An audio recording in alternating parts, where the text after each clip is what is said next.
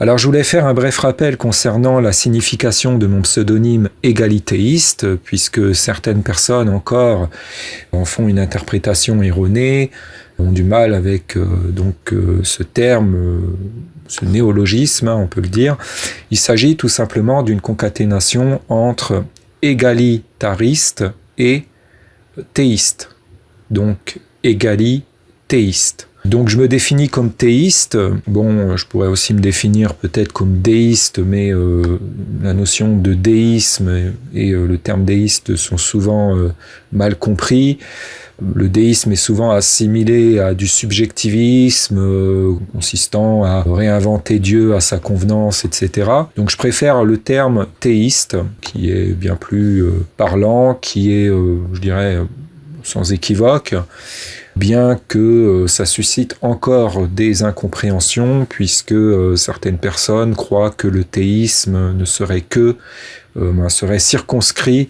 aux religions constituées, reconnues, les religions monothéistiques. Mais quand on est sérieux en termes sur la question religieuse, en termes de théologie, on considère que monothéisme, c'est un pléonasme. Donc quand on parle de théisme, avec raison et sérieux, en sachant vraiment de quoi il en retourne, on n'a même pas besoin d'employer finalement le préfixe mono. Et d'ailleurs, au même titre que le terme polythéistique est antithétique en lui-même, et oxymorien. Dieu est unique, il y a une unicité de Dieu. Il est erroné de parler donc d'une pluralité divine, si je puis dire. Donc le terme polythéiste, les termes qui en découlent de polythéiste ou encore polythéistique, la forme adjectivale, tout ça n'est pas correct d'emploi. Donc en tant que théiste, que personne croyant en Dieu, mais sans être converti à un dogme de religion constitué, basé sur le postulat qu'il y aurait eu une ou des révélations matérialisées en livres, et donc des révélations scripturalisées, des livres qui édicteraient donc les lois, qui seraient des recueils, des lois, des principes religieux à appliquer, etc., avec l'idée d'une révélation divine ou par l'entremise d'envoyés de Dieu ou de prophètes, etc. En tant que personne donc qui croit qu'il y a donc une possibilité d'être religieux pour l'homme, d'être pieux, d'être sage, moral, en cela, d'accéder donc à la connaissance du bien et du mal, à la connaissance morale, à la science morale, et de développer sa connaissance morale sans s'en remettre à ses écritures, sans donc consulter ses livres, mais simplement par l'observation des lois naturelles, on pourrait dire les lois de Dieu, des lois qui régissent ce monde, les lois de causalité, les lois morales qui sont déductibles de l'observation et de la compréhension de celles-ci, par l'expérience aussi, et de déduire les principes moraux à appliquer pour l'homme, pour être pieux et accomplir son devoir existentiel, je le rappelle, de moralité, de sagesse et de dignité, par cela aussi, et pouvoir donc se comporter par application de ces principes avec une bonne éthique, une éthique morale conforme à la morale absolue et immuable, donc se comporter sagement avec constance, par de la disciplination morale, apprendre à se discipliner et à appliquer habituellement avec rigueur donc ces principes, à respecter ses règles morales, à avoir les bonnes habitudes de bonne conduite, le bon mode de vie et tout ce qui en découle pour incarner donc un être vertueux, sage, et faire quelque chose de beau de son incarnation, conformément donc à notre devoir, notamment, je le redis, notre devoir de dignité. Ce qui est attendu donc de nous, par Dieu, et qu'on le fasse en autonomie, je le redis, sans avoir besoin d'être sous l'effet d'un chantage, d'y être contraint par une autorité morale qui aurait le dessus sur nous ici-bas et qui serait en posture de puissance et qui nous y astreignerait, sans avoir besoin d'être soumis à un chantage, à la punition à l'enfer ou d'être sous l'effet de promesses d'accession au paradis, sans avoir besoin d'être menacé, etc. Mais par nous-mêmes en totale autonomie, par pure volonté, et c'est là la bonne volonté, de moralité, de sagesse, même pas uniquement pour plaire à Dieu, ou pour plaire à soi-même, ou pour se dorer l'ego, ou s'en enorgueillir, ou vaniteusement, mais par pure intention de sagesse, de dignité. Donc c'est ce qui est attendu, c'est un devoir de tout homme, personne ne déroge à ce devoir de moralité, et donc tout le monde doit être égal face à la morale et face à la justice. Donc en ce sens, je suis égalitariste en termes d'égalitarisme moral, je précise. Je ne suis pas dans un indifférencialisme, contrairement à ce que certains se sont accommodés à penser, à faire croire avec beaucoup de calomnies à mon encontre. Je ne considère pas que tout se vaudrait ou que tout le monde aurait le même niveau, voilà, qu'il n'y aurait pas de différence entre les êtres. Je suis égalitariste dans le sens où je suis pour que tout le monde soit égal face à la morale, qu'il n'y ait pas de dérogation, qu'il y ait une équité et que les gens qui fautent, qui commettent des turpitudes, des péchés, soient jugés pareillement que d'autres qui commettent les mêmes péchés, indépendamment donc des appartenances ethniques, du genre sexuel, de l'origine, de la couleur de peau et autres caractéristiques distinctives de forme qui en fait ne renseignent pas sur le niveau de moralité, de sagesse, de dignité ou d'intelligence ou autre, et qui ne doivent pas être considérées, prises en compte dans le jugement, qui ne doivent pas interférer dans le jugement et dans notre façon d'évaluer le niveau de moralité, de sagesse, d'estimabilité, de respectabilité et de dignité des êtres humains. Quand on est pour la justice, on considère forcément que tous les êtres humains, indépendamment des origines, de l'appartenance ethnique, du genre sexuel, etc., sont égaux face à la morale et face à la justice, et qu'ils doivent être jugés équitablement sans donc dérogation. Donc je suis anti-dérogationnisme, j'avais donc inventé et proposé le néologisme de dérogationnisme pour désigner la posture de ceux qui sont pour des dérogations, par exemple racistes ou sexistes, qui sont déraisonnablement et turpidement pour que des gens dérogent à la morale et à la justice sous prétexte qu'ils seraient d'une certaine prétendue race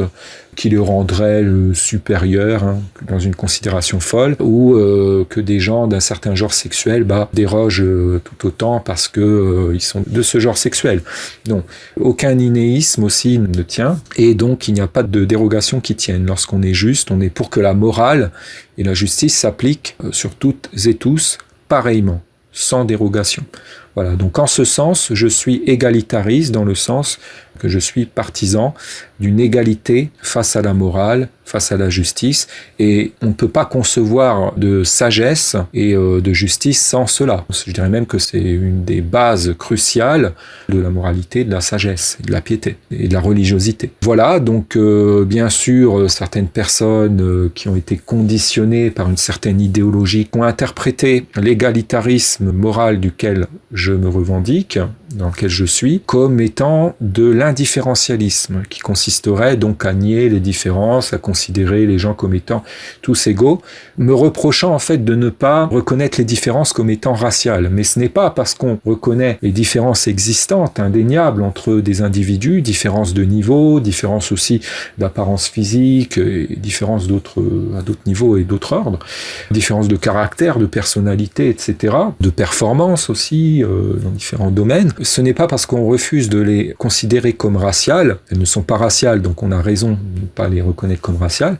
que l'on serait indifférencialiste, qu'on nierait ces différences. On les reconnaît comme étant ce qu'elles sont dans leur vraie nature. Et on reconnaît la possibilité pour chacun de régresser comme de progresser. On ne fatalise pas, on ne fiche pas les niveaux, on ne fatalise pas certaines différences qui peuvent changer. Il y a des gens qui donc étaient très différents il y a des jours ou des mois ou des semaines, des années, et qui se sont mis à se ressembler parce qu'ils ont changé de personnalité, de caractère, donc on ne peut pas fataliser. Et donc la racialisation de ces caractéristiques en l'état différentiel fatalise banalise ces différences, les fige et conduit notamment au racisme et à des injustices. Donc moi je suis contre ça et je suis donc dans un réalisme dans la reconnaissance de ces différences telles qu'elles sont dans leur vraie nature, sans tomber dans la dérive du racialisme et sans donc commettre l'erreur de les racialiser. Notamment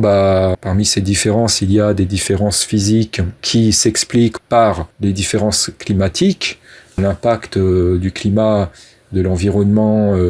est différent, dans telle zone du globe que celui dans une autre zone. Les gens qui habitent dans des zones équatoriales vont forcément avoir une autre apparence physique puisque le climat, l'environnement impacte différemment sur eux. Un autre mode de vie aussi, puisque on ne peut pas avoir le même mode de vie dans ces zones que, par exemple, en Europe du Nord. Et donc, dans des endroits moins ensoleillés, où il y a un autre climat, forcément, des peuples qui habitent depuis des siècles vont avoir, il y a eu un autre impact, un impact différent de l'environnement sur eux. Et donc, il va y avoir, en raison de cela, des différences physiques qui s'expliquent donc par l'épigénétique. Donc je vous invite à vous intéresser à ça. Et donc d'une incompréhension de ces différences est partie l'erreur de racialiser. Beaucoup de gens ont commis l'erreur de racialiser et sont tombés dans des dérives racistes. Et en viennent à un tel niveau de bêtise qu'ils en viennent à considérer que les différences ne seraient qu'à considérer comme raciales, qu'elles ne pourraient qu'être raciales. Et donc vont racialiser, vont voir autant de pluralité raciale qu'il y a de différences entre des individus, ont vite fait de classer des individus comme étant dans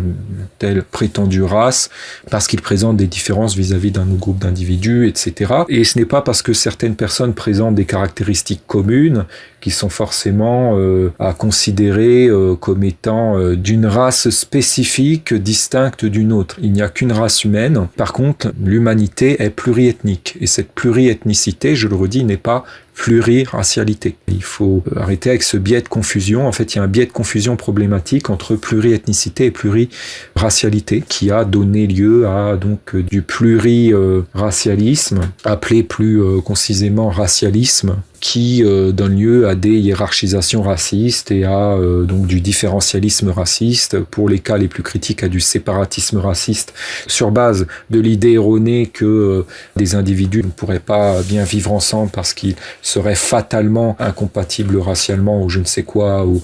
en rivalité racialement, selon donc les fous néo-racialistes qui sont tombés dans ces dérives. Et donc aux yeux de ces gens, quand on ne reconnaît pas les différences réelles qu'il y a entre les individus comme étant raciales et qu'on ne communie pas avec eux dans le pluriracialisme,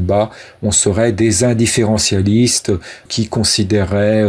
tous les êtres humains comme étant similaires, indifférenciés, uniformes et comme égaux en tout plan, etc. L'égalitarisme dans lequel je suis, égalitarisme moral, n'a strictement rien à voir avec un quelconque indifférencialisme irréaliste de fou et avec une quelconque malhonnêteté qui consisterait donc à ne pas vouloir voir des différences qu'il y a entre des individus. C'est simplement que on reconnaît alors en tout réalisme, en toute objectivité, les différences comme étant ce qu'elles sont dans leur vraie nature, sans tomber dans la dérive de la racialisation, tout simplement. Donc j'ai concaténé égalitariste et théiste.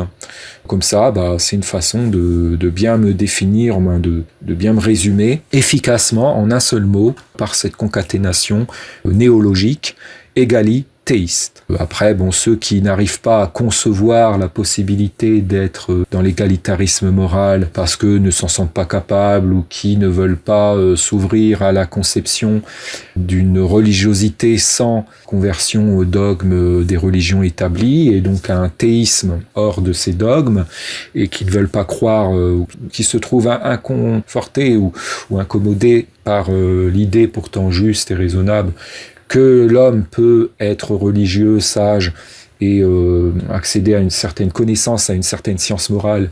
par la raison, l'usage de la raison, par la réflexion, par le fait de tirer des leçons de morale de ce qu'il expérimente, de ce qu'il observe, de ses erreurs et des erreurs des autres aussi, en prenant aussi exemple sur les gens qui se comportent bien, par la réflexion morale, par la philosophie, etc. Ceux qui ne veulent pas croire en ça, c'est leur tort. Ça ne rend pas mon pseudonyme égalitéiste un ça nous ou ridicule, ou ça ne rend pas son adoption bête et irrationnelle. Donc voilà, je voulais juste faire un petit point là-dessus, puisqu'il y a des gens qui sont intrigués par ce pseudonyme et qui, dans une certaine incompréhension du sens de ce dernier, sont un peu sceptiques. Donc je voulais couper court à ça en livrant clairement et concisément une explication claire. Donc, je pense que c'est chose faite. Sur ce, je vous souhaite une bonne journée, vous dis éventuellement à une prochaine. Ciao.